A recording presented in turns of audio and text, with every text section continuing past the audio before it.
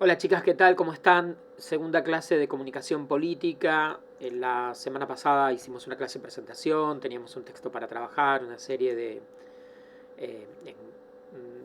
tips o de ideas a partir de el texto con el que trabajamos y el video. Hoy ya estamos en 12 de agosto de 2022. La idea de la clase de hoy, de este encuentro, es la siguiente. Por un lado, tenemos este video en el que vamos a retomar algunos de los temas que estuvimos trabajando en la clase anterior. Y además de eso tenemos un texto para trabajar.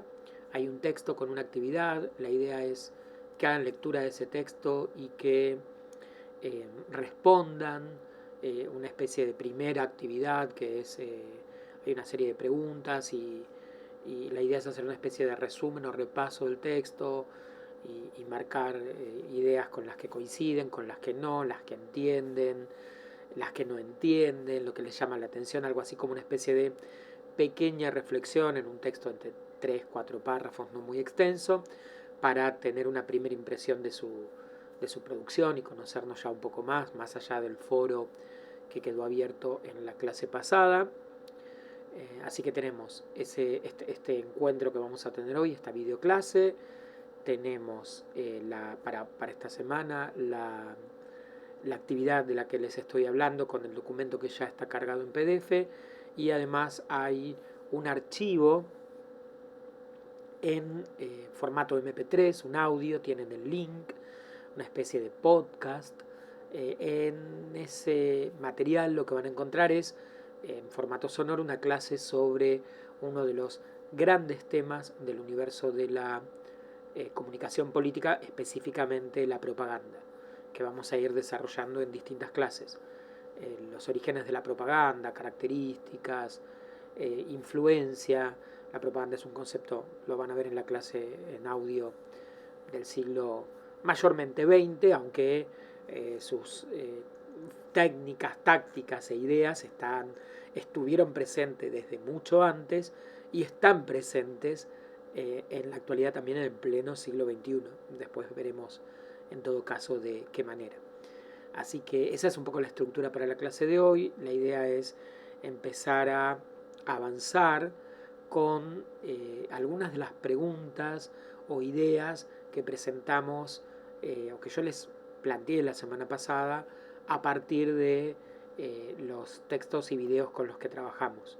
¿Se acuerdan que habíamos trabajado un texto que empezaba a hablar sobre comunicación política y teníamos un video aparte sobre la comunicación política en la actualidad y ahí les había anotado una serie de preguntas que, que, que la idea era tratar de responderlas o empezar a trabajarlas desde esos materiales y empezar a reflexionarlas y hoy vamos a retomar algunas de esas ideas. Una primera idea que habíamos planteado ahí en voz alta era cómo se puede definir a la comunicación política en la actualidad y de alguna manera también quiénes son los actores involucrados en el proceso de comunicación política. Vamos a tratar de pensar y reflexionar sobre estas dos ideas. Comunicación política claramente ha habido siempre a lo largo de la historia de la humanidad, siempre desde los gobiernos, desde la gestión, los desde los viejos imperios siempre hubo trabajo, intención de transmitir mensajes claros a la ciudadanía para que la población adhiriera a los puntos de vista del gobierno, del emperador, del rey, de quien correspondiera, pagara los impuestos, fuera a la guerra, apoyara las causas nacionales y se transmitiera un ideario nacional. Entonces, de alguna manera, esta idea de la comunicación desde el gobierno, el Estado, la gestión, el rey, el emperador, el feudo, siempre existió. Por supuesto, esta comunicación era mayormente oral, verbal, a través de, a lo largo de la historia de la humanidad, a través de piezas gráficas, cuadros, monumentos, estatuas, construcciones que funcionaban como elementos de comunicación política, en espacios públicos, como en los pequeños pueblos y todavía en algunas pequeñas comunidades sigue ocurriendo esto de el ágora, el espacio público, la plaza, el lugar céntrico enfrente del edificio principal. En esos lugares los líderes comunitarios, comunales, se acercaban al pueblo, discutían, hablaban, no como en la estructura de la antigua Grecia. Por supuesto, esto no ha sido igual a lo largo de la historia de la humanidad en todas las culturas, porque hay culturas en las que el debate público, el espacio público ha sido más común, la estructura de comunidad, debate, asamblea, votación, desde la Grecia antigua a otras comunidades, en América Latina, por ejemplo, comunidades en las que ha sido importante, o culturas en las que ha sido importante el debate entre al menos cierta parte de la población, los sacerdotes, los lores, los padres de las familias, o momentos en los que la comunicación política ha tenido menos espacio para el debate porque los liderazgos han sido más lineales, ¿no? Tenemos reyes, tenemos faraones o emperadores, y ahí por supuesto hubo poco espacio para la discusión. De alguna manera estas estructuras hoy podemos verlas en pleno siglo XXI, mantenidas con sus cambios, pero en esencia seguimos en los mismos paradigmas, ¿no? Tenemos en las sociedades democráticas, en las sociedades en las que hay elecciones y gobiernos que pueden alternarse, nos vamos a encontrar con que los gobiernos plantean estrategias de comunicación para llegar con sus mensajes a la sociedad, porque en general la norma, las leyes en las democracias piden que los gobiernos comuniquen a la sociedad cuál es su acción de gobierno, qué hacen, qué están haciendo, cuál es su gestión. Así que esto por norma y por ley en las democracias es así, así que los gobiernos se comunican por este motivo con la sociedad. También se comunican, y acá hablaremos de comunicación gubernamental, los gobiernos comunican porque probablemente una comunicación efectiva colabore con la posibilidad de que ese gobierno vuelva a ser electo o que el partido de gobierno se mantenga en el poder. Frente a esta intención harán o llevarán adelante sus estrategias de comunicación también los sectores de la oposición, otros partidos que tienen el objetivo de presentar propuestas a la ciudadanía para ser los próximos en llegar al gobierno. Así que aquí lo que tendremos serán dos actores importantes, oficialismo y oposición, gobierno y quienes quieren llegar al gobierno dentro de los sistemas democráticos van a intentar presentar sus ideas a la ciudadanía para contar con el beneplácito, el apoyo de los ciudadanos. Entonces acá tenemos dos grupos centrales en la comunicación política en los estados democráticos. El gobierno, el oficialismo, por otro lado, la oposición. ¿Son los únicos? Claramente no son los únicos que estarán interesados en el universo, que formarán parte del universo de la comunicación política. Parece que acá tenemos nuestros dos emisores centrales. La pregunta en toda situación comunicativa, en todo hecho comunicativo, tengo emisores, tengo receptores. ¿Quiénes son los receptores? Hablaremos de el ciudadano, en algunos otras formas de hablar del ciudadano podremos hablar del pueblo, el vecino, la comunidad, el votante. Dependerá del contexto y el paradigma y el vocabulario elegido. Este ciudadano podrá adquirir distintas visiones o distintas formas de ser llamado y distintas formas de ser tratado o visto, de maneras más o menos participativas, de maneras como sujetos políticos más involucrados o simplemente como por su rol, por ejemplo, en el caso del votante, ¿no? Es un rol en el que el receptor del mensaje se lo ve especialmente como un sujeto de voto, su objetivo es el voto. Así que partidos políticos, gobierno y oposición se comunicarán con este otro sujeto, el ciudadano, los votantes, los vecinos, la comunidad, la nación, los habitantes. Y estas personas, estos habitantes del país, formarán parte de la comunicación política, establecerán comunicación o vínculos comunicativos con quienes los representan, que en los sistemas democráticos es así. La Constitución argentina lo dice: el pueblo no gobierna ni delibera sino a través de sus representantes, los políticos, a través de un sistema de partidos políticos. Así que ahí estaremos nosotros como ciudadanos, y la pregunta es cómo llegamos en esta situación comunicativa, en una estructura de comunicación política, cómo llegamos a comunicarnos con quienes nos representan. Y ahí aparecerán miles de alternativas. Una que ya nombramos es el espacio público, la plaza, el barrio, la comunidad, la reunión de vecinos, que después retomaremos, ¿no? De vecinos o de dirigentes con votantes, el acto político. Históricamente los dirigentes políticos con la sociedad en las calles, en los barrios, en las manifestaciones, en las marchas, a lo largo de la historia. Y hoy en día le iremos sumando, además de esos espacios físicos, iremos agregando las redes sociales, agregaremos otras nuevas alternativas de las audiencias públicas, que ya luego iremos hablando de nuevos espacios de debate político, de discusión política ya más propias de fines del siglo XX, principios del siglo XXI. Entonces acá tenemos dos grandes espacios.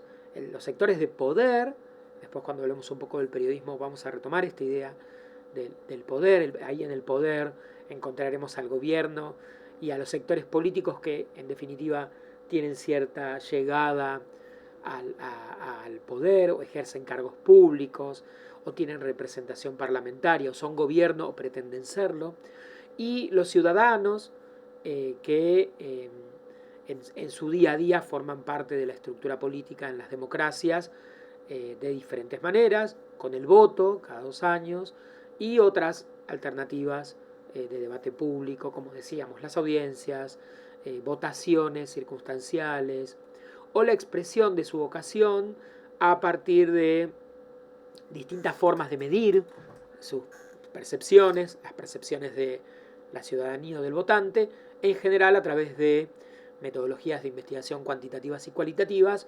Estamos hablando de encuestas, entrevistas, mediciones concretas del pensar y el sentir de la sociedad. Esto nos da el sentir o la visión o el punto de vista que tiene la sociedad, a la que en general en el universo de la comunicación habitualmente y comunicación política mucho más específicamente pasaremos a llamar opinión pública. Así que aquí tendremos prácticamente a todos los jugadores, nos queda uno, pero repasando: gobiernos, oposiciones, opinión pública, ciudadanos que tienen una opinión y esa opinión la podemos evaluar a partir de encuestas y distintas herramientas. La discusión será, o uno de los grandes temas de la comunicación política será, de qué manera esta comunicación se da, cómo la oposición, los gobiernos se acercan a los ciudadanos, cómo los ciudadanos se acercan a quienes los representan, de qué manera se dan estas comunicaciones. Dijimos algunas alternativas: espacios públicos, lo mismo que ocurría hace 100 años o 500, la calle, el comité, el lugar de reunión, el partido político, el lugar del encuentro cara a cara, y las nuevas alternativas, redes sociales, medios de comunicación. Acá entrará, desde que existen los medios, desde el diario impreso en adelante, el diario, el cine, que durante mucho tiempo fue el único lugar en el que los políticos podían verse a nivel global, nacional y global. Luego la radio, la televisión, y ahí empiezan o van a empezar a ganar espacio el universo de los medios, que están justamente en el medio entre el ciudadano y el político o el sector de poder. También son sectores de poder, así que iremos discutiendo cómo el universo de los medios opera y funcione. Cuando hablamos de los medios hablamos de las empresas de medios, hablamos de los periodistas especializados en la política y en temas políticos que tienen llegada a los sectores de poder, al oficialismo y a la oposición, y tienen también llegada a los ciudadanos y la capacidad de instalar agenda, elegir con quién hablar y con quién no. Y también vamos a hablar hoy en día de lo que se ha ido sumando a partir de redes sociales. Ahí aparecerán el universo de los influencers políticos, serán el equivalente o esta idea de el medio camino entre un sector y el otro. En muchos casos, en los últimos años, veremos como mucha gente del periodismo político o del rol de influencer político deviene en un político, entra en la estructura de partidos políticos, y esto es un fenómeno global, de lo que hablaremos también más adelante. Como decíamos los medios y decíamos los periodistas o influencers en redes también, vamos a incluir las empresas de tecnología, las grandes plataformas, los grandes operadores de tecnología, que van a tener roles que también trascienden e influyen y se conectan y tienen consecuencias políticas importantes.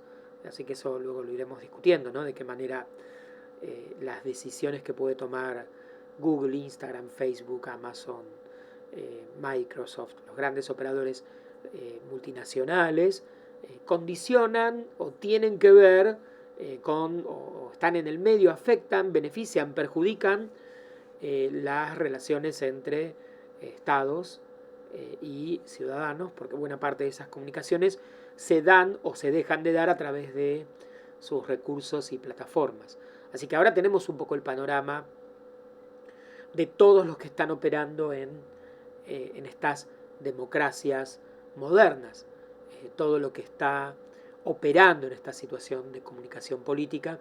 No nombré a las empresas, pero claramente cualquier corporación, empresa o sector de una sociedad, si bien no hace comunicación política en sí, o sobre los ciudadanos, pero creo que entendemos que cualquier acción de lobby implicará una acción en la que un sector de la sociedad va a intentar influir en las decisiones que los sectores de poder pueden tomar en la gestión pública.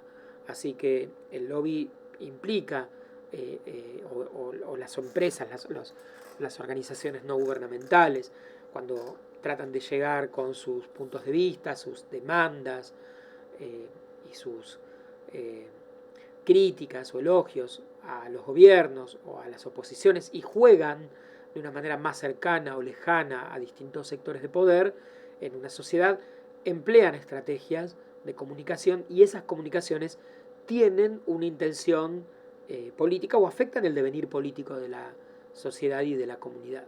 En este entramado complejo estamos y se mueve la comunicación política en las democracias en forma relativamente tradicional. Por otra parte, también hay comunicación política en las sociedades, que las hay en el mundo, en las que no hay sistemas de partidos y de alternancia. Entonces, también será un tema para discutir cómo ocurre la comunicación política en sociedades de partido único, dictaduras, gobiernos en los que no hay sectores de oposición, en los que la sociedad no tiene capacidad de llevar sus reclamos o planteos al sector político o al Estado, que los hay. Entonces, vamos a tener que prestar atención a qué ocurre, por ejemplo, en la comunicación de países de monarquías cerradas. Estoy pensando en los países, algunos países como Arabia Saudita, o países como China, o sociedades como Corea del Norte.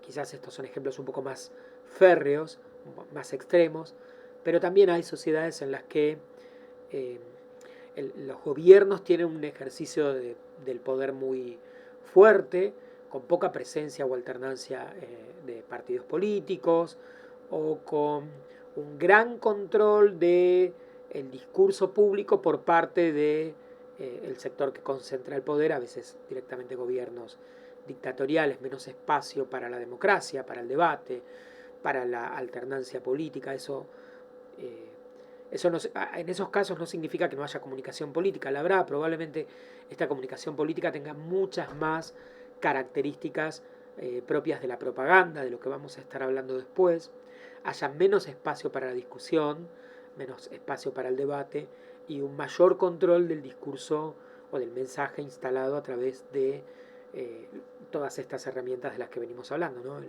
El discurso en el espacio público, el discurso en los medios, en las redes sociales, en muchos casos, porque el Estado tiene capacidad de limitar voces ajenas o voces disidentes o voces que digan algo diferente, o incluso en algunas culturas o en algunas sociedades tienen el control casi absoluto de los medios. Esto de hecho ha ocurrido a lo largo de, de buena parte de la historia de la humanidad cada vez que hay dictaduras, ¿no? Gobiernos dictatoriales, el control sobre el discurso o los medios es siempre fuerte y entonces buena parte de lo que dijimos en el inicio, esta idea de la política o la comunicación política como un intercambio o un espacio en el que los mensajes pueden ir y venir, en el que los gobiernos están atentos a la opinión pública y al deseo de la sociedad, están tratando de convencer o persuadir al público para que los vote, en donde puede haber espacios de discusión y debate. Después discutiremos cómo se dan estos debates, si se dan de una manera amorosa, armoniosa, civilizada, o como ocurre creo que en buena parte en la actualidad hoy, con un avance de discursos más bien extremos, más violentos, discursos en algunos casos hasta de odio, descalificando, al contrario, pero bueno, hay que reconocer que esa manera de comunicarse en la política mundial está en crecimiento, lamentablemente, en los últimos años, y es algo sobre lo que los analistas políticos, los académicos, las universidades, los especialistas en comunicación venimos discutiendo, se viene debatiendo, porque sin dudas también es peligroso esas nuevas formas de comunicación.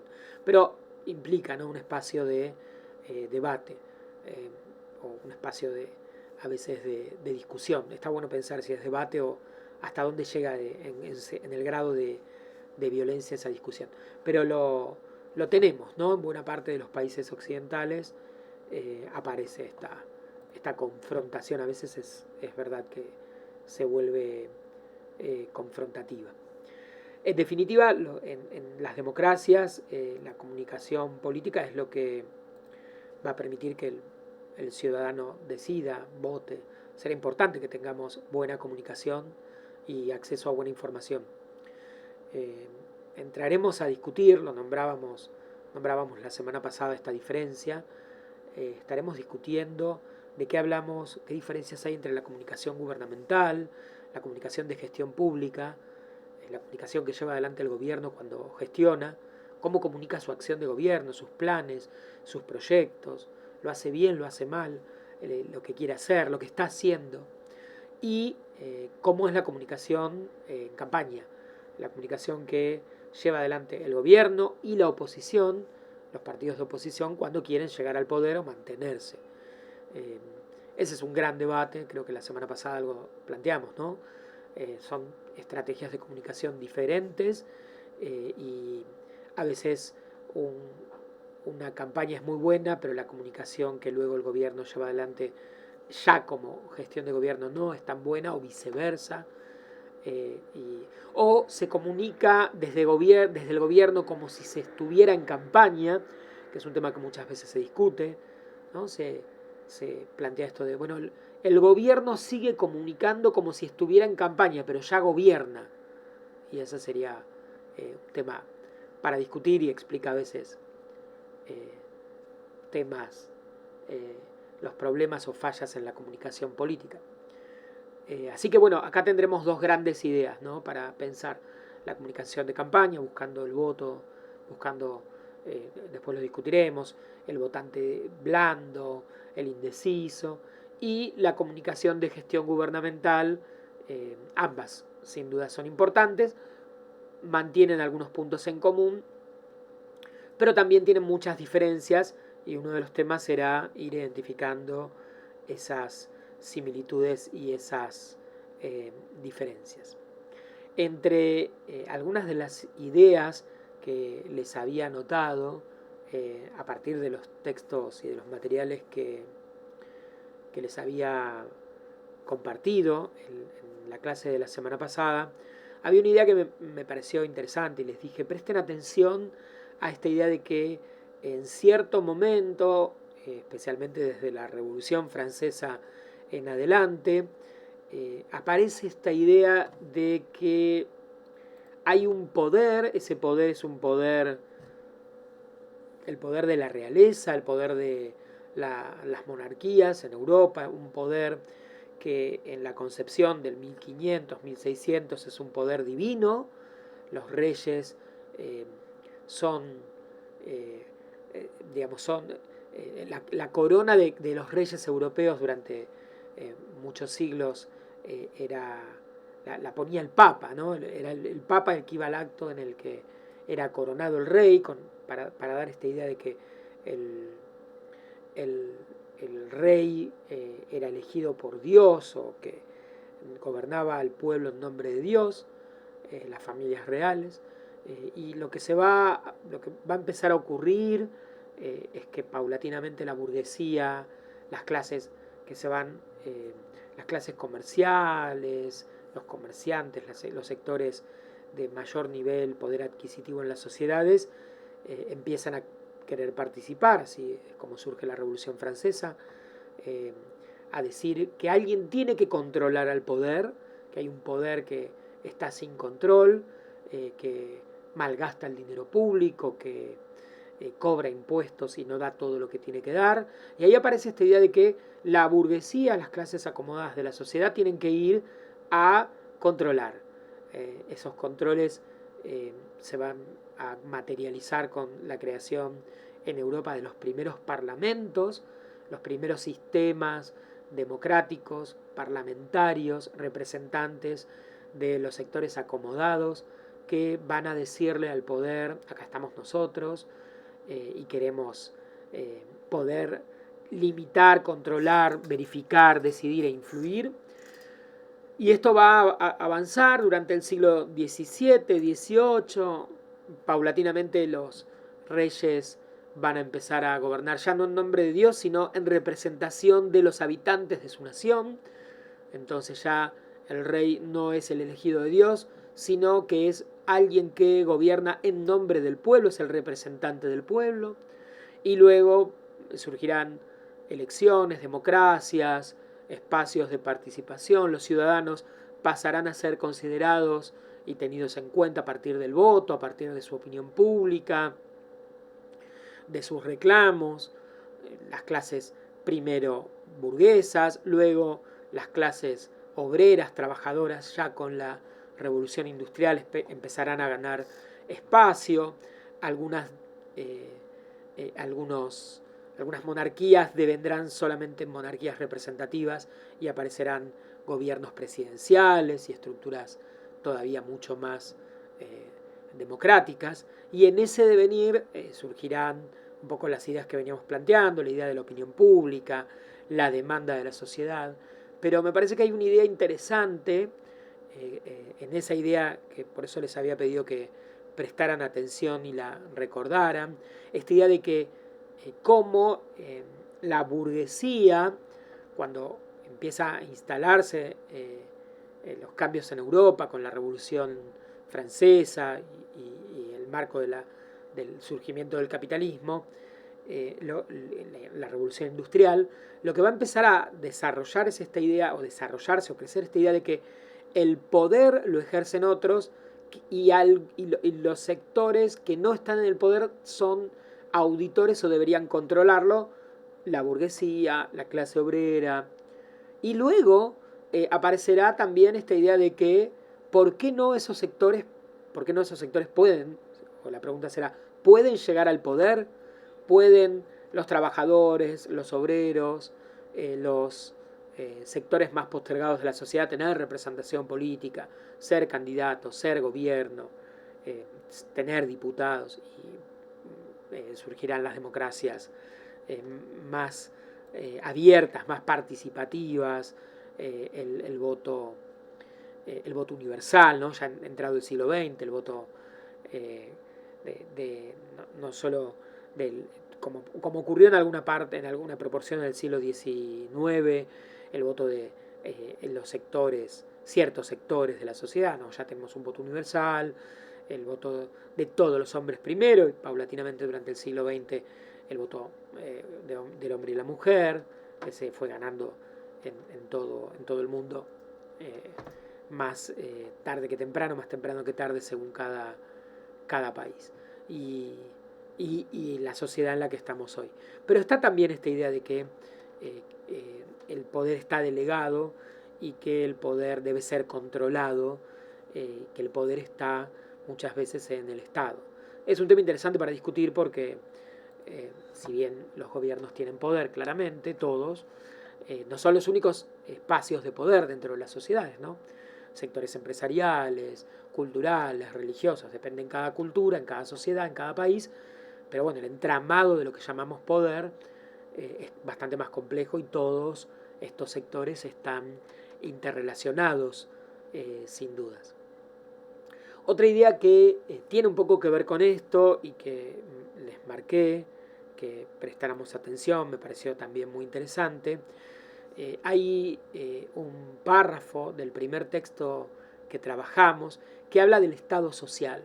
Yo les había anotado por ahí, presten atención a la idea del Estado social. Dice el párrafo, junto al mantenimiento del orden, el Estado cumple otras funciones a lo largo del siglo XX. Proteger económicamente a los sectores más débiles, amortiguar las transformaciones a lo largo del tiempo en la estructura social, equilibrar los ciclos económicos y prestar algunos servicios que probablemente antes en los estados liberales, durante buena parte del siglo XIX, estaban solo en manos privadas.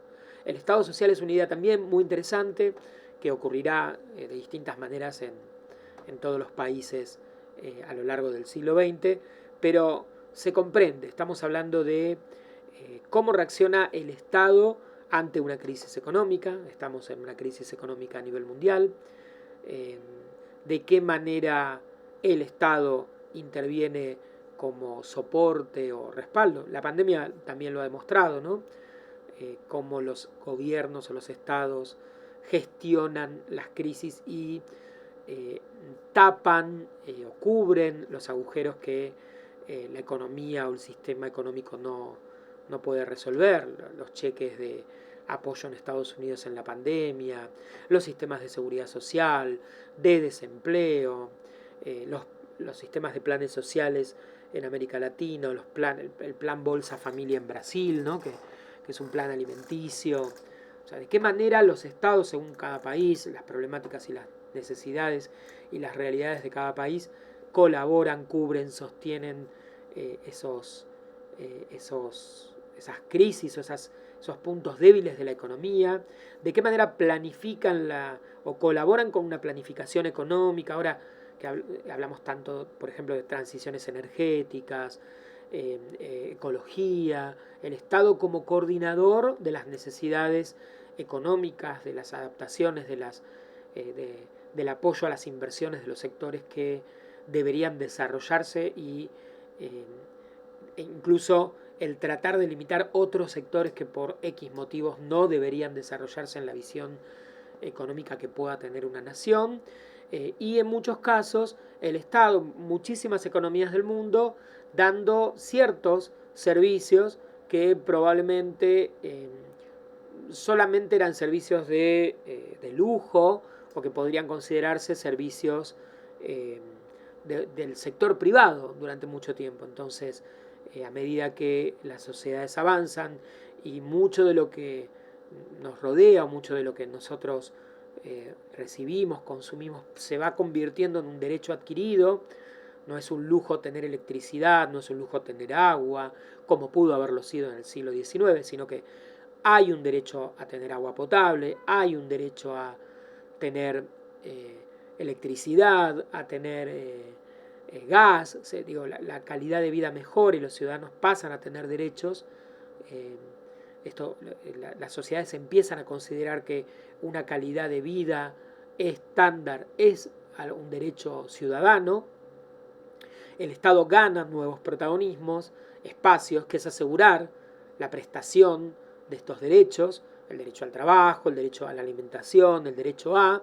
Esto ha ido ocurriendo desde el fin del siglo XIX y durante todo el XX, y consecuentemente el rol de los gobiernos se vuelve más importante, tiene otra trascendencia, y el vínculo con las estrategias de comunicación, la manera en que los estados van a comunicar, se vuelve también mucho más importante. Entonces, estamos en pleno siglo XXI, creo que la pandemia es un ejemplo de cómo ese estado social funciona, y mucho más en crisis, incluso en sociedades que son 100% capitalistas, que no tienen en su concepción un gran espacio de intervención del Estado, excepto que, sí ante situaciones de emergencia, crisis, pero si no, igualmente, ¿no? Los servicios sociales, los sistemas de apoyo, todas las economías del mundo tienen de distinta forma, europeas, Japón, Estados Unidos, un rol de este tipo. Así que esa me pareció que era una idea muy interesante también para pensar entonces qué trascendente que es la comunicación política, porque la comunicación política no, tiene que ver con estados que cumplen muchos roles en la sociedad, que estamos hablando de estados que no solamente gestionan, deciden, votan leyes, se gobiernan, sino que también se piensan políticas públicas, políticas a largo plazo, se incentivan ciertos sectores de la economía, se apoyan a ciertos grupos por necesidades puntuales, se tratan de certificar o de poder asegurarnos de que ciertos derechos garantizados por las leyes se cumplan, se dan apoyos en cada sociedad frente a desafíos o problemas puntuales. Así que es mucho lo que hay que comunicar desde el Estado y en la gestión pública. Así que no es solamente la comunicación del presidente de un país, es el presidente, los municipios, las áreas descentralizadas, la comunicación de la gestión pública de estados nacionales, provinciales, estatales, municipales, comunitarios. Estamos hablando de gestión pública, ni siquiera todavía entramos en la gestión del tercer sector. Pero es tanto lo que se hace y lo que se comunica desde distintos lugares, eventos culturales que dependen de organismos públicos, eventos de fomento. Así que el panorama es realmente intenso y es realmente complejo, interesante prestarle atención. Bueno, me parece que hemos tenido un primer buen encuentro hoy. La semana que viene seguiremos hablando de algunas de estas ideas. Vamos a seguir desarrollando conceptos que nos interesan sobre comunicación política, y hoy, entonces, como les decía al inicio, las invito a ver, escuchar el material que les dejo sobre propaganda. Creo que es claro. Por supuesto, me escriben, está el foro de consultas para cualquier pregunta, así eventualmente lo aclaramos en el próximo video, o vemos cómo nos ordenamos, pero me escriben por cualquier duda en el foro de preguntas. Si alguien no se presentó, se presentan en el foro de presentación de la primera clase, y están invitadas a la actividad que tenemos en la clase, que es leer un texto corto que está aquí en esta clase, y hacer un pequeño informe, un pequeño texto. Hay unas consignas ahí para ir trabajando, y nos volvemos a ver, si todo sale bien, el viernes que viene, y seguiremos avanzando con más ideas. Estamos en contacto, tienen mi mail, por supuesto, también el mail, me escriben por correo o por donde quieran, y les deseo buena semana, buen fin de semana largo, que es el próximo lunes, y nos vemos en 7 días en una nueva clase. Besos.